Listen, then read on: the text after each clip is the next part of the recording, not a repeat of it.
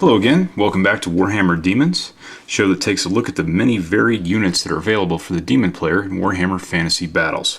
Tonight we're going to be taking a look at the Herald of Tzeentch.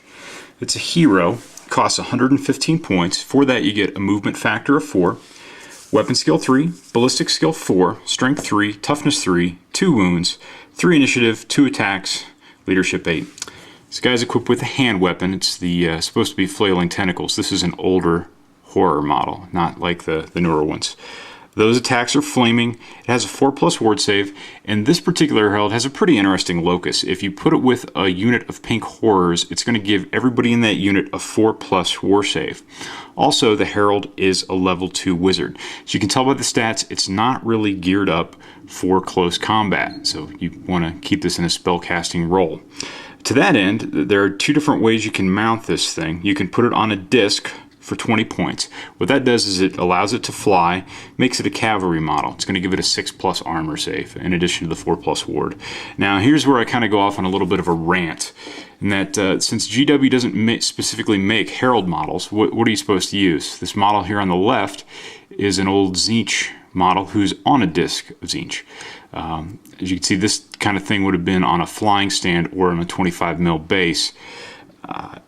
Now in the book, although they got all sorts of stats, they don't tell you what size base something should be on. And since they don't make a model for it, how am I to know? Somebody can tell me what size base a disc should be on. I think at one point in time they had made them bigger than this, but since they don't have models for them, how am I to tell? The only guidance the book gives me is it says that a unit on a disc, a model on a disc, counts as cavalry even though they're not on a 25mm by 50mm base. So I know what size base not to put it on, but I don't know what size base to put it on. So enough about the rant. Another way that you can equip them is with a chariot. That's 60 points. It would be them on a disc pulled by 2 screamers. I don't really have my screamers here because I still haven't received my mail from GW, but can't even barely see it there. What I'm working on here is just that.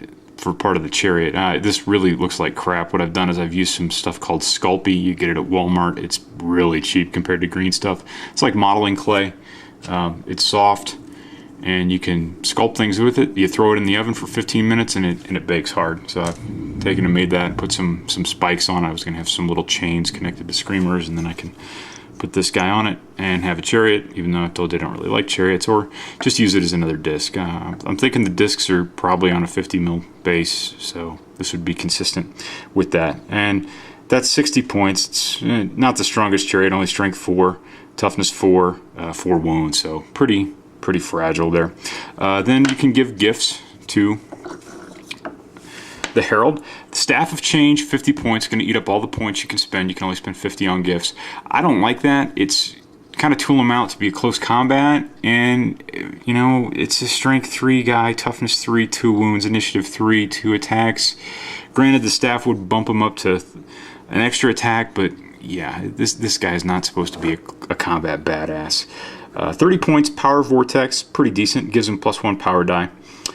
25 points, Flames of Tzeentch, turns them into a missile unit. They get, during the shooting phase, D6, strength 4 attacks, the range 18 inches. 25 points, the robes, demonic robes again, probably not the best investment here, but with this guy's low toughness, who knows if you were going to try and get him in combat, it could help out there. Also, the iridescent corona is 25 points. That's something that only works in close combat, so I'd advise against it. The one I really like is Master of Sorcery. That's 25 points. What that allows you to do is choose any lore from the basic rulebook, and you get all the spells. The wording of it says may choose.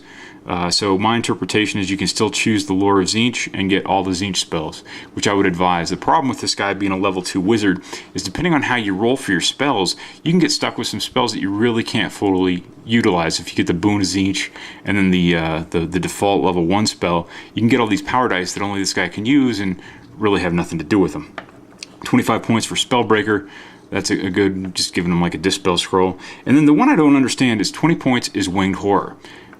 They got wings, they can fly. Well, for 20 points, you can put the guy on a disc, so I don't really see what the advantage is. Why spend 20 points out of your 50 points for gifts when you can spend 20 points to give them flight, and you get an extra attack from the disc, and they're treated as a cavalry model?